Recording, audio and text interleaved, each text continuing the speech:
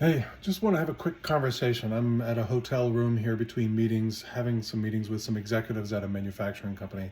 And this is something that keeps coming up again and again and again.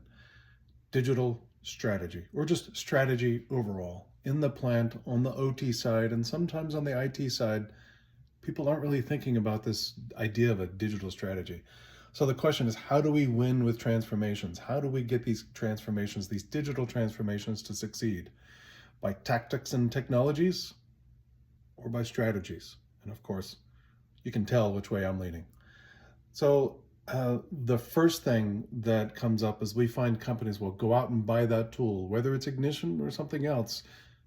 Ignition is good, but they buy that tool and it's like buying a hammer and then, okay, let's go find some nails to pound in. And they're possibly going to do well with Ignition if they've included other concepts that they need to think about for accomplishing their business outcomes, but they don't always, and so it might not be the right tool. So don't buy that software. Start to think about defining what your digital strategy is. Use it then to align the people, the processes, the technologies to achieve those measurable outcomes, those business outcomes. That's how you can get successful transformations. I get it. You want to make decisions quick. You feel like money's burning. It's on fire on the plant floor, and you want to just get that tool in place. You know, that tool that has the CT sensor, wrap it around the third core of power on the machine, and then get some data. That can work, but eventually it's going to become a data silo, and it's going to be limiting to you. It's going to provide technical debt in the future. And I get it. You need to make some quick decisions, or you need a tool that's going to work, and that's fine. Maybe that's a good purchase, but did you consider the whole digital strategy from that purchase? And the same thing goes for those big software products as well. That big MES that Gartner research told you to buy. Well, was that a good decision? Did you consider other things? And it's not just about looking at the requirements and the goals and whatnot, but was there a strategy to figure out if that's the right tool that can fit in with everything else? So let's think about how to use strategies to make better decisions. For us, a digital strategy really means the why, the where, the how of things. How are you going to achieve those goals, those business outcomes? Not the who or the when. The who and the when is the plan. That's tactics. That's low level. We're talking high level, military strategy. This is going to be an air and sea war, or this is going to be won by pounding on the ground and hitting them in the swamps, whatever it might be. The idea is we're going to define the resources and how to allocate those resources to accomplish what we're trying to accomplish. So we need a clearly identified outcome, a North Star, if you will, and then we need to define the resources that are going to be deployed, and then why, where, and how are they going to be deployed. This isn't a detailed plan. And what this ends up giving us are guardrails for making decisions about what to invest in, what to stop doing, what to stop investing in, and what's really going to move the needle. For us, a good example of a digital strategy might be we use accurate, unified data to drive real-time decisions. And then we leverage an infrastructure where every system and person is a node in the connected ecosystem. Just those two sentences themselves really start to clarify what's going on. That every system and person needs to be a node in an ecosystem means that I can't go out and buy a product that isn't going to connect to this whole ecosystem, whether that product is a machine or a software product or whatever. And then what we'll often do is to augment that digital strategy with an additional statement that really ties it to the business outcomes.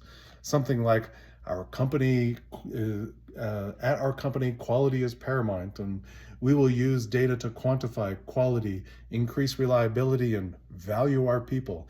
At that point, now we've really started to set the boundaries for what's inside and outside of the boundaries for decisions, what we're trying to accomplish, and how we're going to get there. The digital strategy should also be accompanied by some basic guiding principles, or some best practices, reference architecture. For technical direction, we'll often think about the data integrations and how they're going to work, how everything's going to be interoperable, define open standards for that interoperability, and then we'll add some supporting pieces like a roadmap, governance, change management, etc. All those kinds of things really define and support a good digital strategy, which become your digital guardrails for making decisions. So why do you need this? Well, you want to prevent disconnected systems and data silos, right? Like you need that data. We've been into any number of companies that have quality systems that are disconnected from one another, where the SAP isn't connected to CMM, that isn't connected to a sensor or others. And then people like reliability engineers on the maintenance side and quality people, quality managers spend hours and hours and hours of time pulling data together in Excel files to try to answer a question when, we really ought to be thinking about a strategy that defines nodes and people are systems and people are nodes in an ecosystem, and these systems should be talking to one another. Then at that point, we'll also be able to prevent technical debt and expensive rework and failed projects and lost opportunities for identifying issues. With every decision, we will be able to define a better data systems and architectures and software, all to support our business goals. The one really good, or there are many, but I'll just pick out one really good example of a digital strategy was Jeff Bezos's API mandate.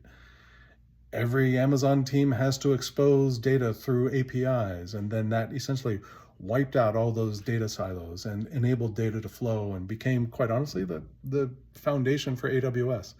That one digital strategy, think of the impact of that digital strategy, reshaped Amazon's future.